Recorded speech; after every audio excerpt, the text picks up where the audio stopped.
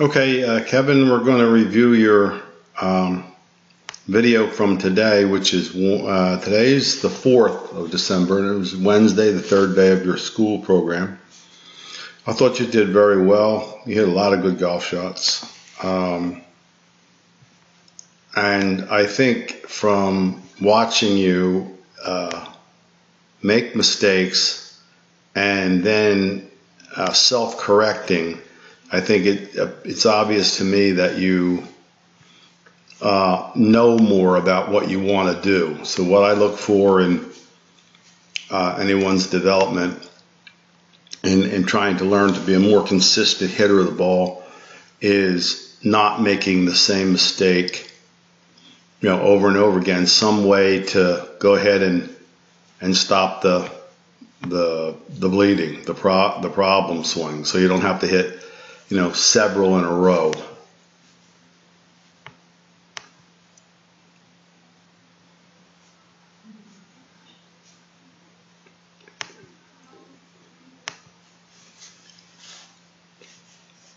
Okay, so I've got Monday over here on the left, and what we diagnosed for you when we sent that first video out is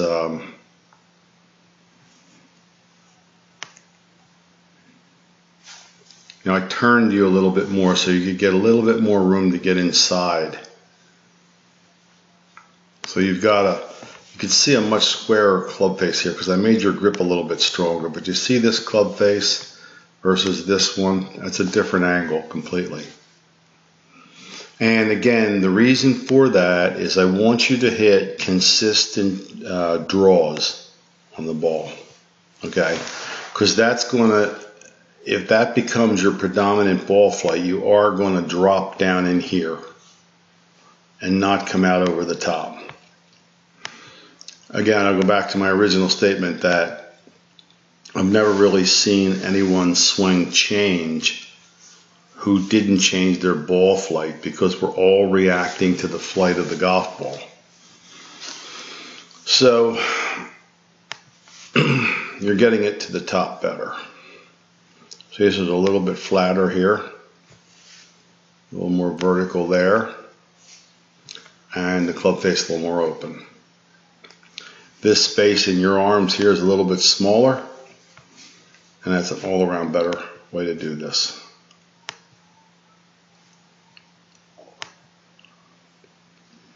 And your goal from there is to drop the club down inside behind you, almost feeling like you're going to drop it in your side pocket, and not get too far out there. So that's really quite a difference in just a few days. Unlimited potential with the move on the left. Okay, so here's a club that's further out in front of you, more open, and definitely more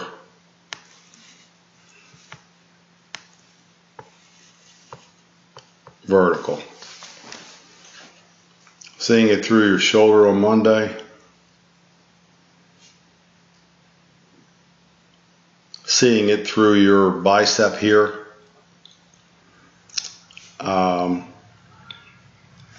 A face that's more open here, and a face that's more square here. Now that may look small to you, but that's huge.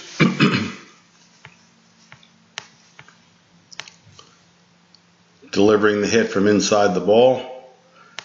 You just about at this point cannot get too inside. So if you had a little bit of a image out here and we did this type of a thing,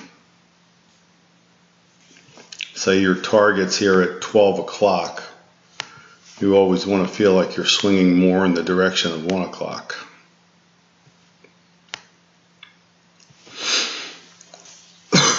Excuse me. And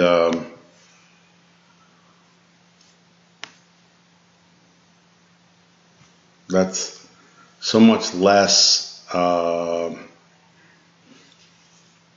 outside and vertical than on Monday. So you really did make a big change in your golf swing. You may say, well, that looks kind of minor to me, but when I see, a club here, it looks like this, and it's pointed up there, and I see one down here, 6-7 degrees flatter, pointed at your belt buckle or your midsection, and I see one here more 5-6 degrees more upright, pointed up at the chest. It's too steep. So you have to realize that what's hitting off the toe of the club, see, your loss of distance is a toe hit. That's a toe contact. And that's a center contact here on the left. Because your club's coming in on a better plane. Imagine if, for example, if you're, just to follow up on this concept for you, if your club came in like this, you'd shank the ball. But if your club's coming in more like this, I think it's even more than 5-6 degrees because this camera's off a little bit. We got a little parallax issues, so if the camera moves even so much as a foot, it can look different, but it is a very different motion. You notice that I got a little daylight here. Got your elbow tucked in really nicely. Got some too much daylight in there and none between your arms. So that's a lot of good stuff, sir.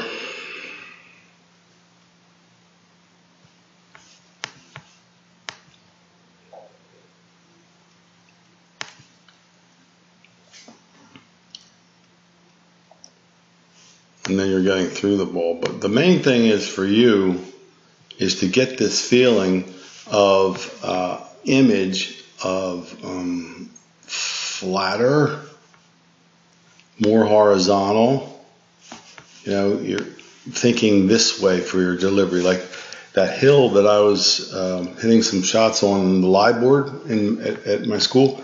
You find a hill like that, and I'd like to see you hit a lot of balls this winter on a side hill above your feet. Because as soon as you start coming in more this way and less this way, you have much more control over the face. The club that comes in sidearm has a closing property to the face. The club that comes in overhand or vertical has an opening property to the face. It's very, very different. So, side hill above your feet, you're going to get this, get something up here, and then you're going to hit some balls, the ball up there. Even if you went shin high or even knee high and just made a lot of swings to feel what that drop is when you get up to the top. And again, I'll show you the ultimate swing here, model for that, which is Sergio Garcia's swing. This goes,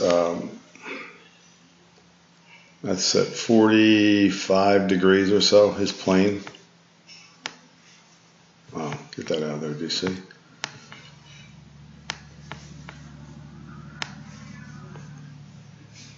"47 degrees. And now he doesn't have to fit anything in. He can just boom, go through the ball. And it finishes way over there back on the plane. His foot's on plane, his shoulders are on plane, his club is on plane. It's all on a very, very similar angle to where he started. It's amazing. So that's the nature of good ball striking, because that gives you three things. That gives you speed. For one thing, the centrifugal force of angular momentum is always going to be faster than linear. It gives you a more consistent bottom to your swing, and it allows you to finish your swing without having to correct anything midstream, so to speak. So I do want to get you, your posture is good. I want you to keep the stronger grip. And just in a couple days, you're so much more comfortable with dropping your arms down from the inside. And then we could start getting you to finish, And your wife mentioned about doing a follow-up down the road with me for a half-day session. And I think the two of you would do real well with that. But there's changes to be made there. And by the way, the same thing on your pitching and on your bunkers. The exact same thing. Do not set up open. That's the worst thing you can do, because that's going to make you come over the top.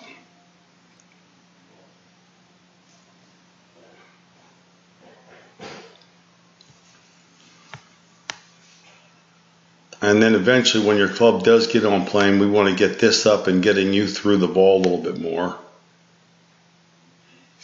and following. You got a good golf swing. I mean, it's just a matter of getting it a little bit more on plane and a little bit more from the inside.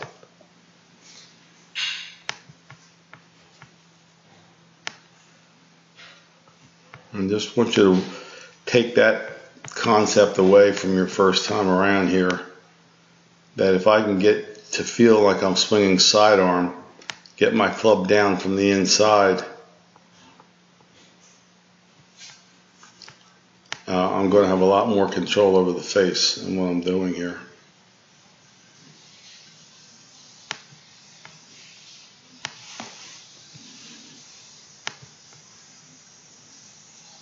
As far under that thing as you can get. No such thing as too far under for you right now.